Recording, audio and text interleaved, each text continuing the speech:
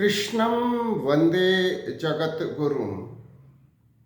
I pray to the Guru of the universe. Krishnam academy की ओर से Gita study की series में आज 5वें अध्याय से 5वां श्लोक है। श्लोक है यत् सांख्य प्राप्यते स्थानम तत् योगे अपि गम्यते। एकम सांख्यम च एकम योगम च य पश्यति स पश्यति। The supreme state is attained by the means of karma sannyas, is also attained by working in devotion. Hence, those who see karma sannyas and karma yoga to be identical truly see things as they are.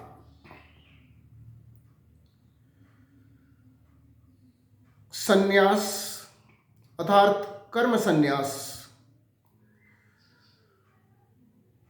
ग्रस्त अर्थात कर्म योग,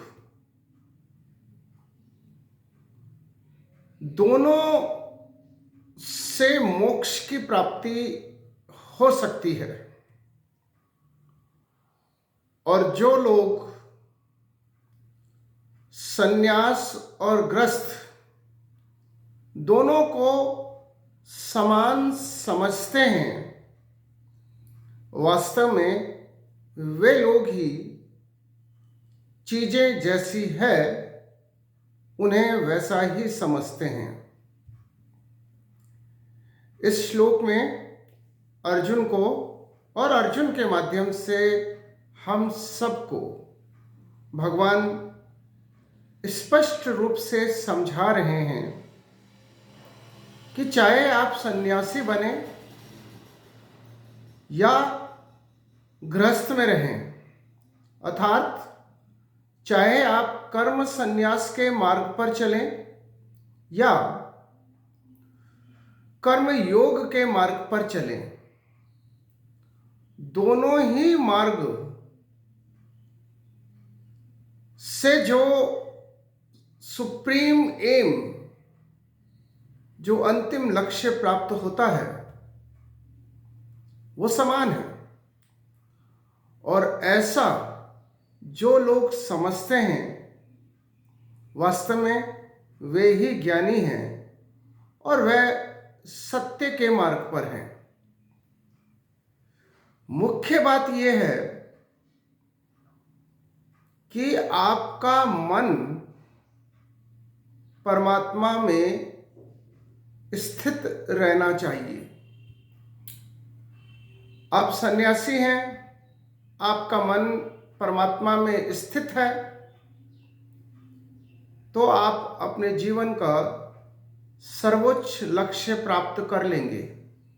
आप गृहस्थ हैं और सामाजिक उत्तरदायित्वों का निर्वहन करते हुए भी आपका मन भगवान में ही लीन रहता है, तो भी आप जीवन का सर्वोच्च लक्ष्य अर्थात मोक्ष, अर्थात स्वर्ग, अर्थात परम आनंद प्राप्त कर लेंगे। इसलिए कर्म संन्यास और कर्म योग, इन दोनों को लेकर कोई द्विधा, कोई कंफ्यूजन नहीं होना चाहिए।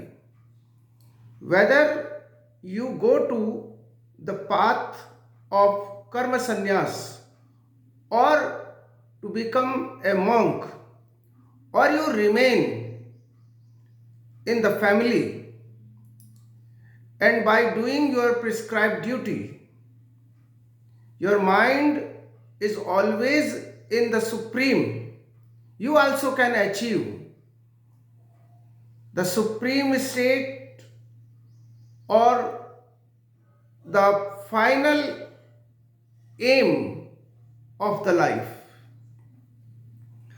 हमें एक बात ठीक से समझ लेनी है कि गीता विश्व का सर्वश्रेष्ठ मनोवैज्ञानिक ग्रंथ है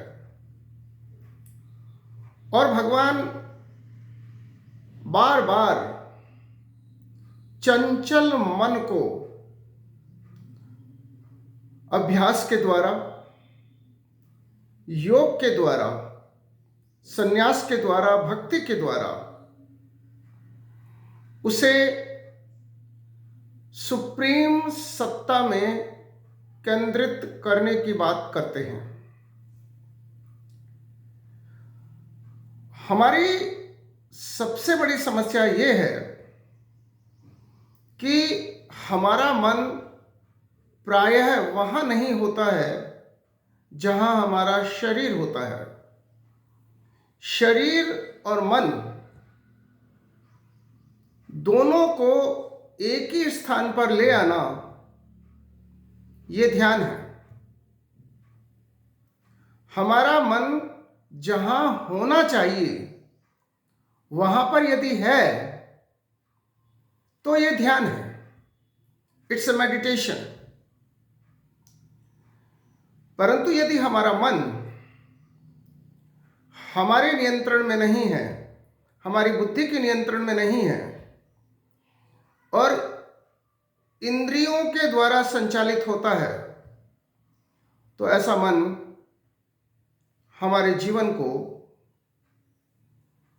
पतन की ओर ले जाएगा।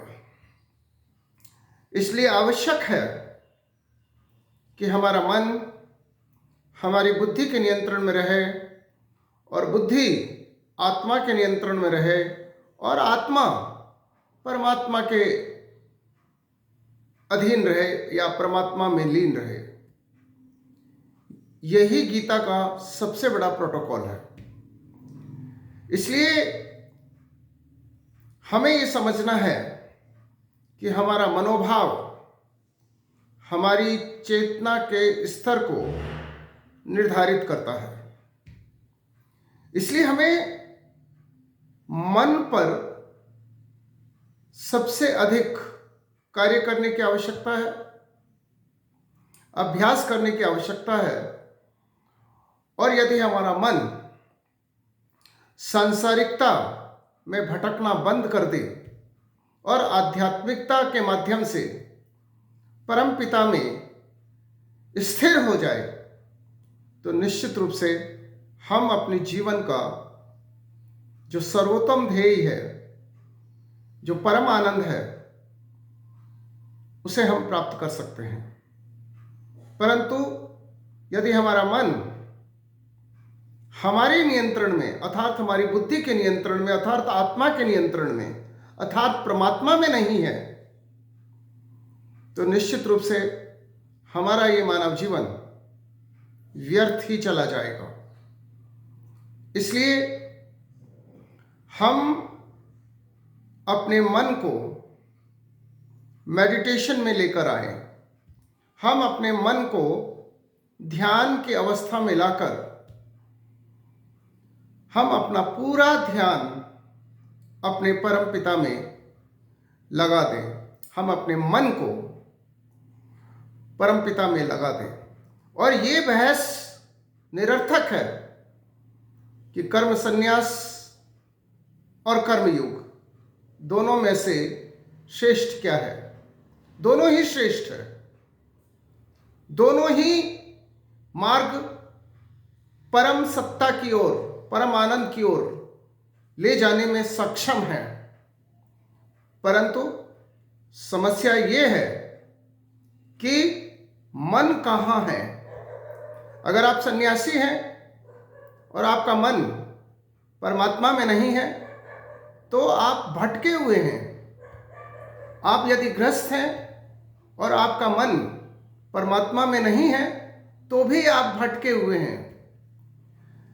परंतु यदि आप सन्यासी हैं और आपका मन परमपिता में है और आप ग्रस्त हैं और आपका मन परमपिता में है तो आप सही मार्ग पर हैं और अपने जीवन का सर्वोच्च लक्ष्य अर्थात परम आनंद आप प्राप्त कर सकते हैं।